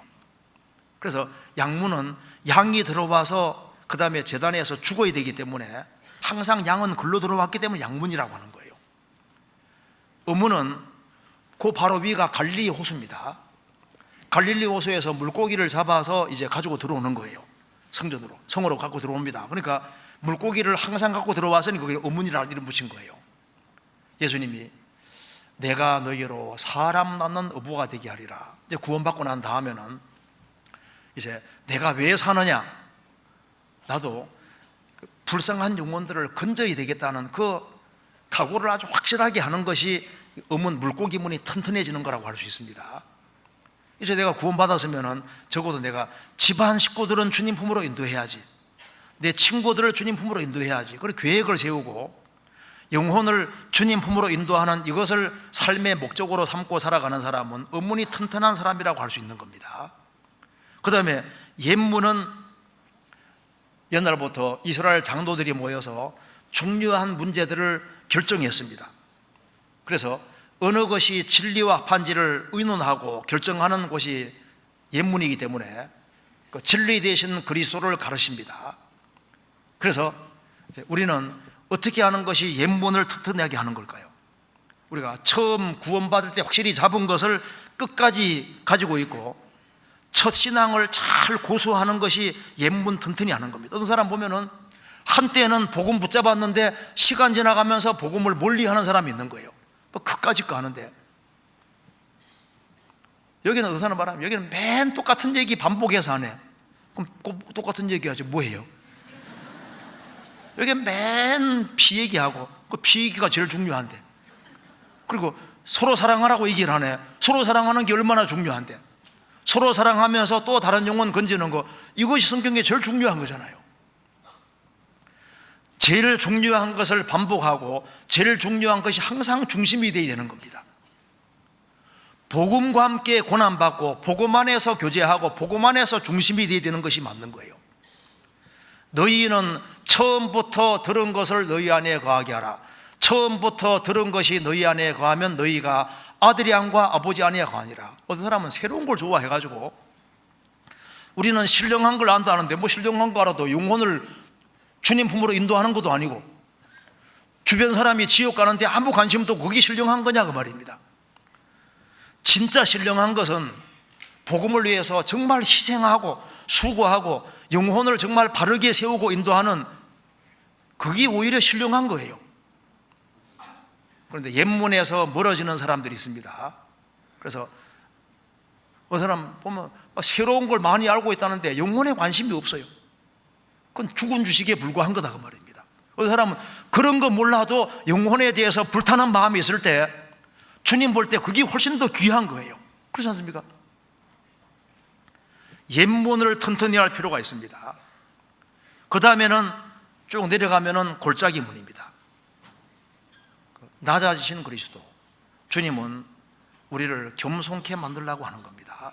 그래서 하나님이 우리가 이제 신앙생활하는 가운데 자꾸 마음을 낮출 필요가 있어요. 우리가 낮아져서 구원을 받았습니다. 구원받고 난 다음에는 자꾸 낮아져야 됩니다. 그래야만 하나님 은혜가 계속 내려오고, 바울 사도 신약 성경 14권 기록한 사람인데 그가 왜 신비있게 살 수 있었냐 하면은 그는 말하기를 모든 성도 중에 지극히 작은 자보다 더 작은 나라고 했습니다. 그런 실제로 마음을 그렇게 낮추고 살았기 때문에 하나님 넘치는 은혜를 받았습니다. 이제 구원받고 난 이후에 어떤 사람은 이 골짜기 문이 튼튼하지 못해서 어느 순간인가 교만해졌습니다. 딱 높아졌거든요. 그래서 오만 사람 다 판단하고 다 높아져가지고 그게 골짜기 문이 잘못되어 있는 거예요. 마음을 다 낮추면은 그래야만 범사에 감사하란 말이 뭔지를 알 수 있습니다. 마음을 낮추고 더 낮춰야 됩니다. 그래야만 하나님 말씀이 영혼 속에 잘 들어갈 수 있는 거예요. 그 골짜기 문, 이게 튼튼해져야 됩니다. 그 다음에 샘문은 성령을 주시는 그리스도의 그림자이기 때문에 이제 좁은 문을 통과할 때, 우리 구원 받을 때 성령을 받고 성령의 인도를 받는 것이 샘문입니다. 그래서 요한복음 4장에 보면은 사마리아 여자에게 예수님 말씀했습니다. 이 물을 먹는 자마다 다시 목마르느니와 내가 주는 물을 먹는 자는 영원히 목마르지 아니하리니 속에서 영생하도록 솟아나는 샘물이 되리라. 사마리아 여자가 이 물을 내게 주십시오. 이 물이 뭡니까?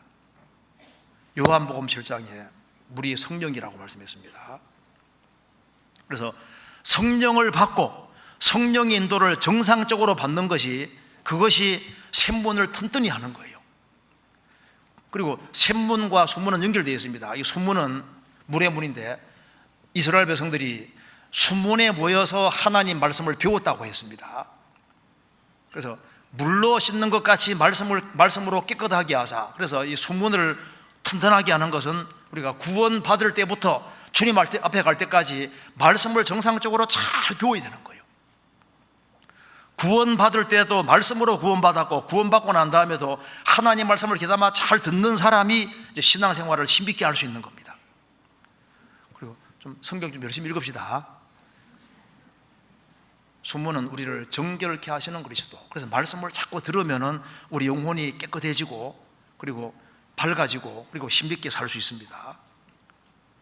그 다음에 분문입니다. 분문은 배설물을 처리하는 곳인데, 분문은 예수님이 영문 밖에서 버림받은 것처럼 분문은 제일 아래에 있습니다. 우리도 자기 십자가를 지고 주님 뒤를 따라가는 것이, 그것이 분문을 튼튼하게 세우는 거예요. 주님은 나를 위해 죽어주셨으니, 그리고 부활하셨으니 나도 주님 뒤를 따라 기꺼이 고난받겠다. 그래서 고난받을 각오를 확실하게 하는 사람은 분문이 튼튼한 사람이기 때문에, 죽기를 각오하는 사람, 고난받기를 각오하는 사람은 생을 살아가면서 별 문제가 안 생깁니다. 왜 인생이 복잡해진다 하면은 조건이 많이 걸려있으면 힘든 거예요. 욥이라는 사람은 주님 따라갈 때 예산을 충분히 세웠기 때문에 별 문제가 안 되는 겁니다. 재산이 다 날아가도 아멘 했습니다. 10명의 자녀가 죽어도 아멘 했잖아요. 몸 전체가 병들어도 아멘 했습니다. 왜? 그는 조건을 걸고 살지 않았던 거예요. 주님 한 분을 보고 살아가는 사람은 주변 사람이 내게 잘해주면 좋잖아요. 못해줘도 할 수 없는 거 아니에요? 그래서 상황에 좌우되지 아니하고 아주 각오하고 사는 사람은 정말 힘차게 생을 살 수 있는 겁니다. 그 분문 뒤에 마문은 제일이 많은 그리스도입니다. 그래서 이게 그리스도인들도 말이라고 했습니다. 양으로 시작해서 말로 끝나지 않습니까? 말로. 주님이 우리를 구원해서 이렇게 훈련시키는 이유는 말처럼 아주 튼튼하게 용감하게 만들기 위함입니다. 그리스도를 위해서 우리가 세상에서 용감할 필요가 있는 거예요. 그래서 여기 이제 문들이 설명이 쭉 나와 있는데, 우리가 신앙생활하는 가운데 이제 이 문들이 정확히 예수님의 초림과 재림의 그림자고 우리 신앙생활의 그림자가 되는데, 한빛간문이 있다는 걸 기억해야 됩니다. 금절의 문이 있고 그 옆에가 감옥문이거든요. 불신자들은 틀림없이 최후의 심판이 있습니다. 그리스도인들은 구원받은 이후에 어떻게 신앙생활을 했는지에 대해서 심판받는, 그 검열받는 일이 있습니다. 그리스도인의 심판대 앞에 실제로 서야 되는 겁니다. 그래서 이제 성경 다시 보시겠습니다. 이사야 62장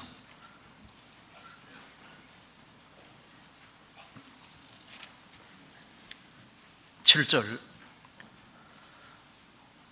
또 예루살렘을 세워, 이 말대로 이 개인이라는 성읍도 아주 튼튼하게 해야 되고, 이 교회도 아주 튼튼하게, 말씀이 아주 굳게 써서 이 교회가 아주 튼튼하게 돼야 됩니다. 그래서 지금까지 우리 교회가 주님의 역사로 정말 각 지교회가 아주 말씀 가운데 아주 튼튼하게 서고 아주 견고하게 서게 됐습니다. 점점 더 견고해지고 있습니다. 덩치도 커지고 아주 견고하게 되기 때문에 어지간해서는 흔들리지 않잖아요. 아주 견고하게 됐습니다. 그럼 왜 하나님이 예루살렘을 아주 성을 아주 견고하게 세우는 것처럼 우리 개개인도 아주 튼튼하고 견고하게, 교회는 아주 더 견고하게 세우시느냐? 그 이유가 있는 거예요. 그 뒤에 10절,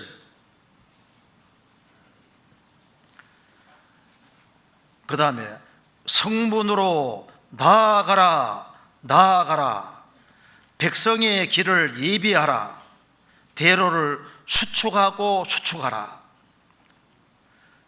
이제 성문을 통과해 들어가서 예루살렘에 성전을 세우고 성벽을 견고하게 하고 예루살렘을 아주 튼튼하게 하고 난 다음에는, 그 다음엔 성문 밖으로 나아가라, 나아가라.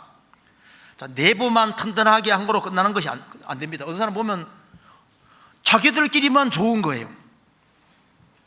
우리는 신령하고 우리만 신앙생활 잘한다고 말입니다. 그거로 끝이면은 그건 성경을 잘 모르는 겁니다. 그 다음에는 나아가라, 나아가라. 더 적극적이 돼야 될 것을 말씀하는 겁니다.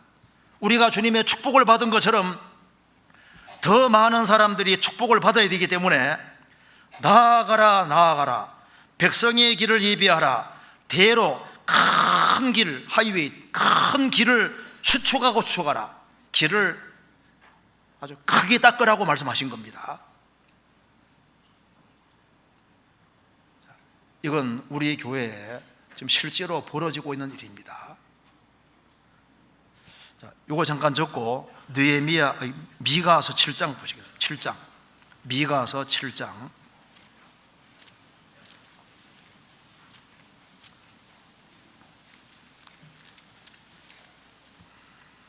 7장 11절, 1297페이지입니다. 11절 같이 읽겠습니다. 내 성벽을 건축하는 날 곧 그날에는 지경이 넓혀질 것이라.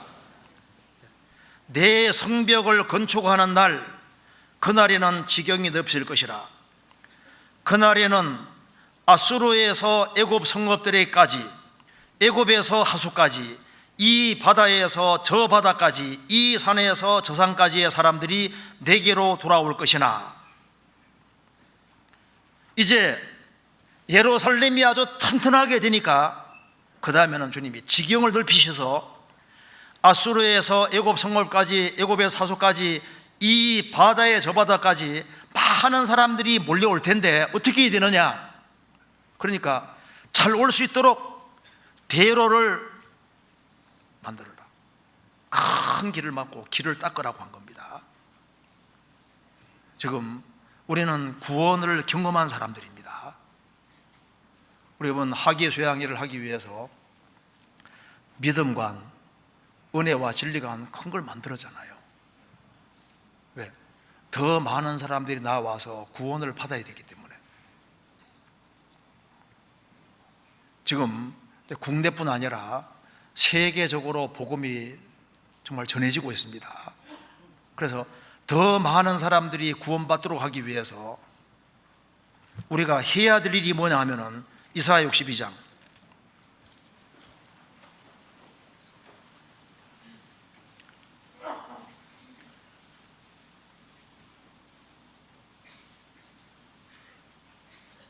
성문으로 나아가라, 나아가라. 백성의 길을 예비하라.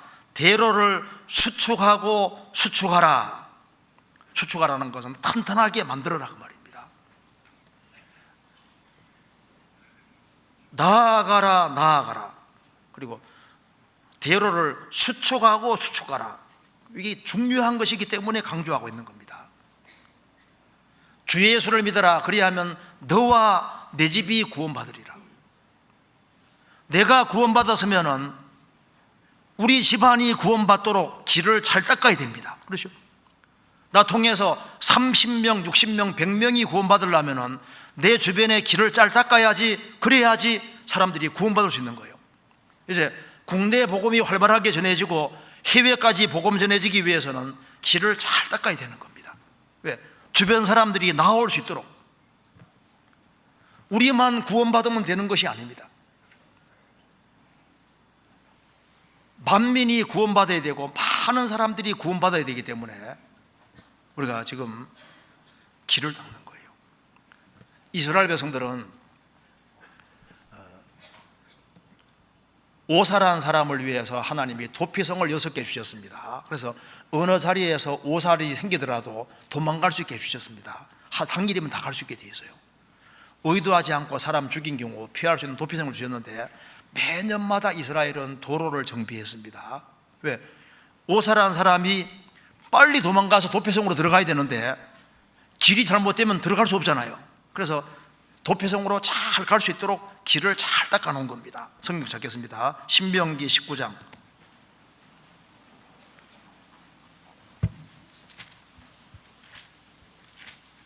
신명기 19장 3절.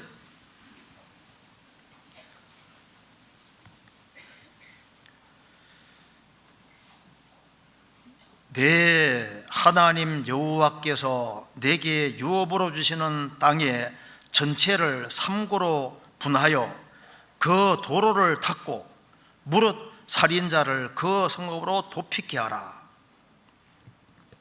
그래서 성읍을 6개 두고 거기에 사람을 의도하지 않고 죽인 사람들이 피하게 하기 위해서 길을 매년마다 닦았습니다.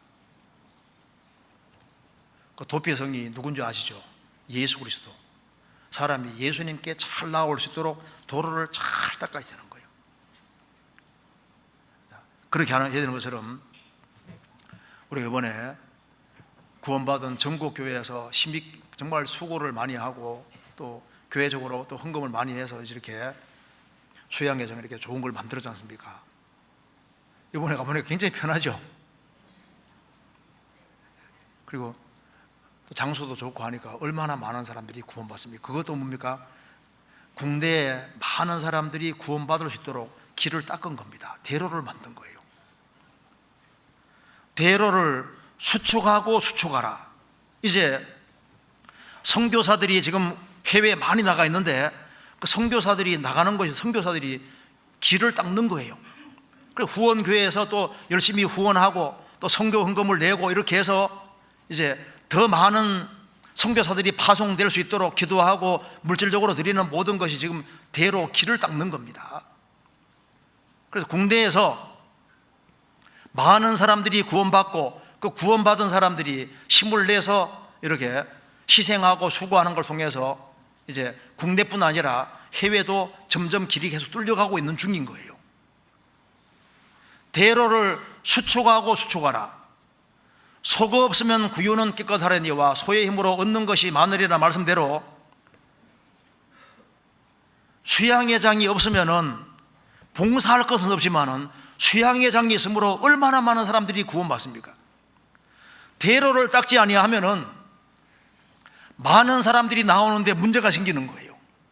우리는 입을 크게 열고 주님 오실 때까지 더 많은 일을 할 필요가 있는 겁니다. 자, 그럼 다시 보시겠습니다. 이사야 62장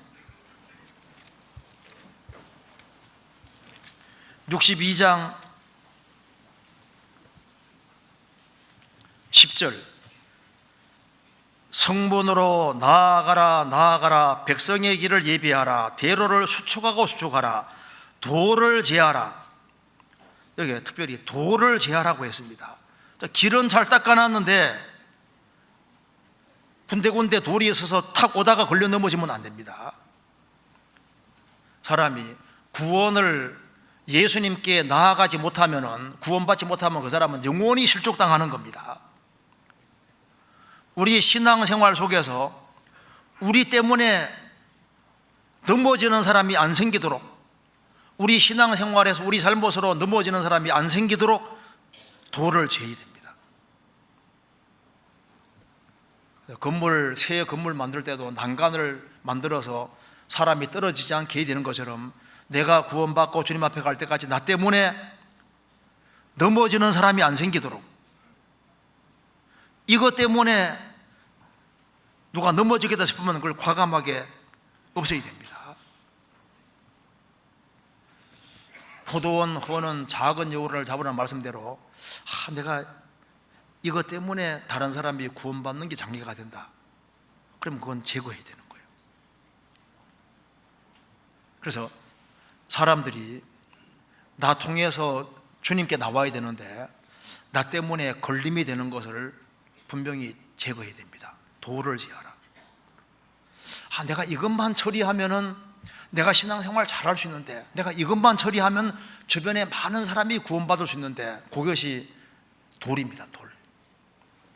도를 제하라. 근데 가정생활 속에서도 내가 이것만 딱 처리하면은 우리 가정이 행복할 텐데 꼭 그 도를 제해야 되거든요. 그래야만 기도 응답이 되고 주님 역사가 나타나게 되는 겁니다. 그것이 술일 수도 있고 담배일 수도 있고 오락일 수도 있고 노름일 수도 있고 여러 가지 이유가 있을 수 있는데, 사람의 성내는 것이 하나님의 의를 이루지 못한다고 했습니다. 그 성질을 너무 잘 내는 것도 그것도 돌이 될 수 있거든요. 그래서 다른 사람들이 내게 나올 때, 주님께 나올 때 그 걸리적거리는 것을 빨리빨리 제하라. 너희가 이방인 중에서 행실을 선하게 가져 너희를 악행한다고 비방하는 자들이 안 생기도록 해야 됩니다. 주님이 공고하시는 날에 그들이 구원을 받아야 되기 때문에 도를 제하라. 나 때문에 주변 사람이 천국 가는데 걸려 넘어지면 안 된다는 겁니다. 그리고 도를 제하라. 만민을 위하여 길을 들라. 만민을 위해서 깃발을 들라. 이스라엘이 출애굽을 했을 때 그들은 하나님께서 이스라엘 백성들을 군대 조직으로 딱 만들어서 내소로 딱 나누었습니다. 그리고 그들은 다 깃발을 잡았다는 걸 아시죠? 출애굽한 이스라엘 백성들은 진리의 깃발 아래 섰던 거예요. 길을 들라. 그 기가 바로 예수님을 위해 싸우는 겁니다. 성경 찾겠습니다. 민수기 1장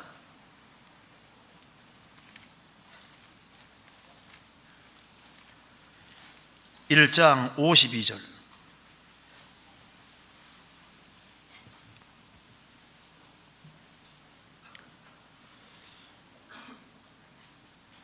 이스라엘 자손은 막을 치되 그 군대대로 각각 그 진과 기 곁에 칠 것이나. 이스라엘 12지파는 네씩 나누어서 그들은 깃발 밑에 섰던 거예요. 민수기 2장 34절. 이스라엘 자손이 여호와께서 모세에게 명하신 대로 다 준행하여 각기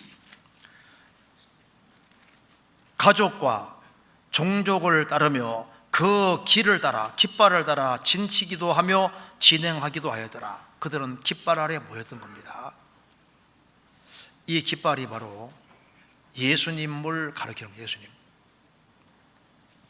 성경 시편 60편 교독한 것 찾겠습니다.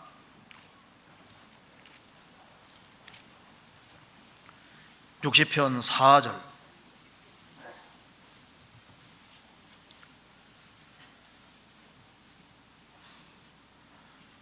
주를 경외하는 자에게 길을 주시고 진리를 위하여 달게 하셨나이다. 주를 경외하는 자에게 깃발을 주시고 진리를 위하여 달게 하셨나이다. 우리도 구원받은 즉시 군대입니다. 파소하는 군대고 싸우는 군대입니다. 그래서 여기 말씀한 대로 깃발을 주시고 진리를 위하여 달게 하셨나이다. 그래서 우리는 알아야 될 것이, 우리는 진리 대신 주님 깃발 아래 모인 사람이라는 걸 잊지 말아야 됩니다. 그리고 그곳이 가장 영광스러운 곳인 거예요. 이사야 11장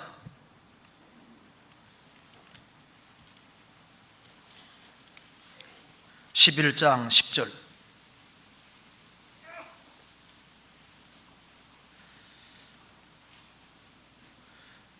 그날에 이새의 뿌리에서 한 싹이 나서 만민의 기호로 설 것이요 열방이 그에게로 돌아오리니 그 거한 곳이 영화로우리라.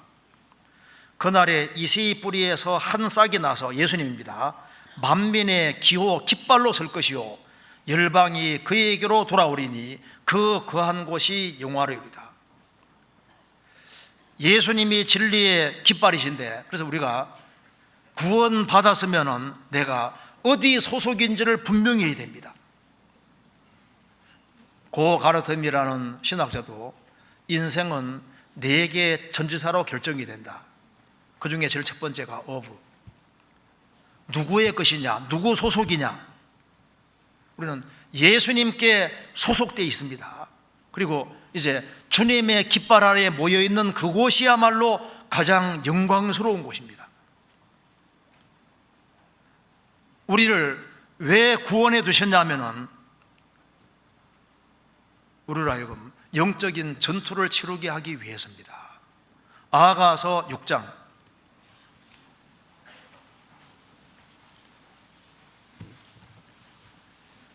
6장 4절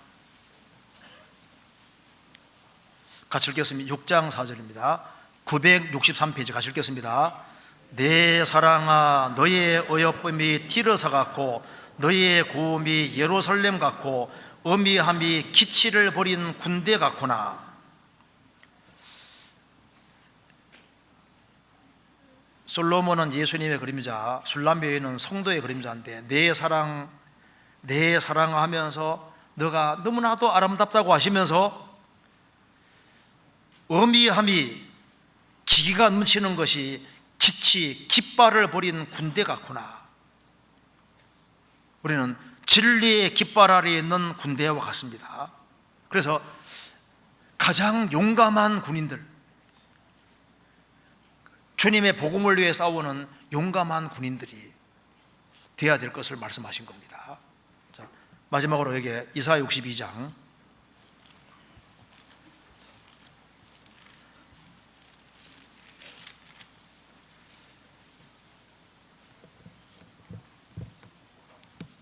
11절 여호와께서 땅끝까지 반포하시되 너희는 딸 시온에게 이르라. 보라, 내 구원이 많으니라. 보라, 상급이 그에게 있고 보응이 그 앞에 있느니라 하시느니라. 이 예언의 말씀대로, 내 구원이 많으니라 이 말씀대로 지금부터 전에 예수님이 구원자로 오셔서 십자가에 죽으시고 부활하심으로 구원을 완성했습니다. 그리고 구원받은 사람들, 예수님이 죽으시고 부활하시고 오순절에 성령이 강림하심으로 120명이 구원받고 그 구원받은 사람들이 하나가 되어서 짧은 시간 내에 복음을 아주 멀리 전했습니다. 오직 성령이 너희에게 임하시면 너희가 권능을 받고 예루살렘과 온유다와 사마리아 땅끝까지 이르러 내 증인이 되리라. 이 말씀대로 구원받은 사람들이 하나가 되어서 예루살렘 성이 튼튼하게 되는 것처럼 교회가 아주 튼튼하게 될 때는 주님이 그들을 통해서 정말 많은 사람들이 구원받도록 만들어 갔던 겁니다. 그런데 성이 튼튼하게 안 되는 것처럼 교회가 튼튼하게 안 되면은 복음 역사가 끊어버리는 거예요. 그래서 여기 말씀한 대로 내 구원이 많으니라. 우리에게도 구원이 맺습니다. 구원이 확실한 것처럼 보라, 상급이 그에게 있고 보응이 그 앞에 있느니라.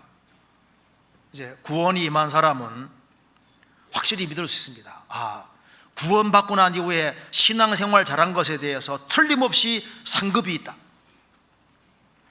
그리고 그리스도인들이 파수꾼으로서 자기 위치를 잘 지키는 사람, 우리가 이 땅에서 수고한 모든 수고가 저 위에 섰을 때 틀림없이 저 위에 남게 됩니다.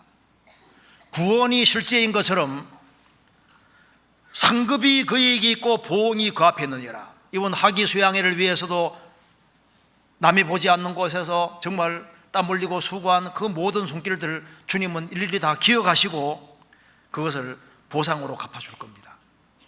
그래서 여기에 이사야 63장, 62장 이 순서를 보면은 순서가 이게 정확히 돼 있고, 지금 우리 교회에서 벌어지는 일도 꼭 이와 같은 일이 벌어지고 있는 겁니다.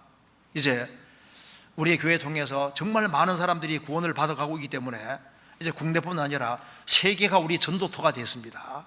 그래서 복음을 위해서 더 크게 협력해 주시고, 여기에 대로를 수축하고 수축하라, 더 많은 사람들이 구원받을 수 있도록 길을 닦을 때 많은 희생과 수고가 들어갑니다.